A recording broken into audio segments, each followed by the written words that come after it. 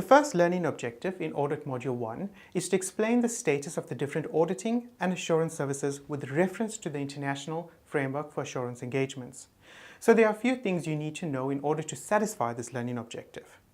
That is, what are the different services that assurance practitioners perform in terms of the International Assurance Framework? What are the relevant standards used to perform those services? What are the levels of assurance that each service provides? And finally, who issues the different standards and how do they all fit together? We are going to satisfy this learning objective by imagining the basic structure of a house. All houses have roofs. In terms of our house of pronouncements, the roof would be the IESBA Code of Ethics for Professional Accountants. The roof covers the entire house. Similarly, the code is an overarching standard that applies to all professional accountants. In Australia, the equivalent of the IESBA code is the APES 110 Code of Ethics. This is issued by the Accounting Professional and Ethics Standards Board, or APES-B. The rest of our House of Pronouncements relate to standards issued by the International Auditing and Assurance Standards Board, or the IAASB. Every house needs to be built on a strong foundation. The foundation holds up the rest of the house and ensures the integrity of the house structure. Similarly, in our analogy, the foundation would need to be the International Standards on Quality Control, or ISQC1. This standard is issued by the IAASB and is applicable to all services covered by assurance practitioners. So no matter which room you find yourself in, the code, which is the roof, as well as ISQC1, which is the foundation, will always be applicable.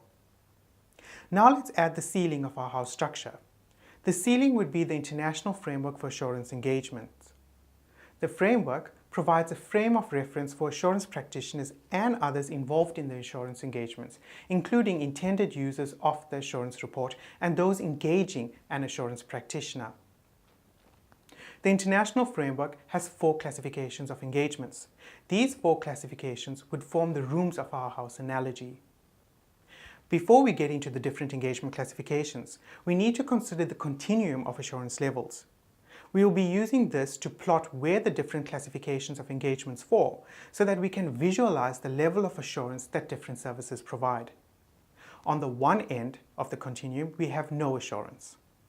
On the extreme opposite end, we have absolute assurance.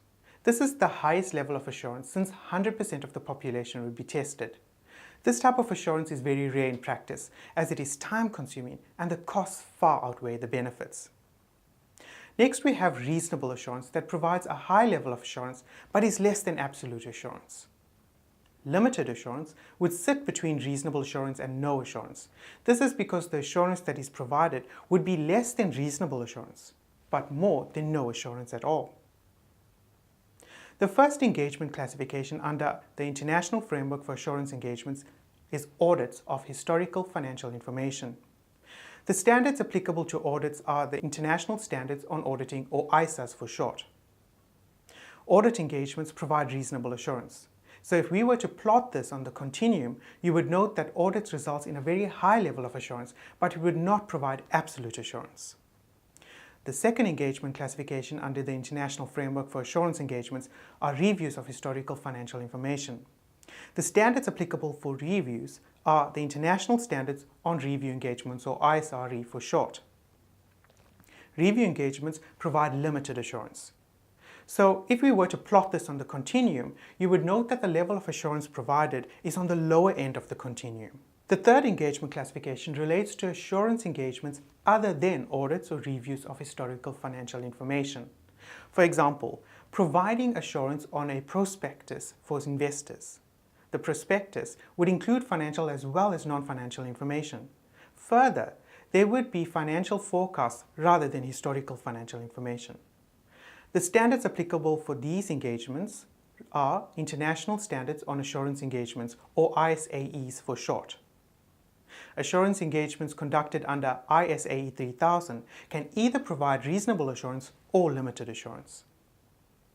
The fourth engagement classification under the International Framework for Assurance Engagements is related services. Examples of related services include consulting, tax advice, or financial statement compilation. The standards applicable to related service engagements are the International Standards on Related Services, or ISRS for short. Related service engagements are not assurance engagements. This means that no opinion is provided over the subject matter.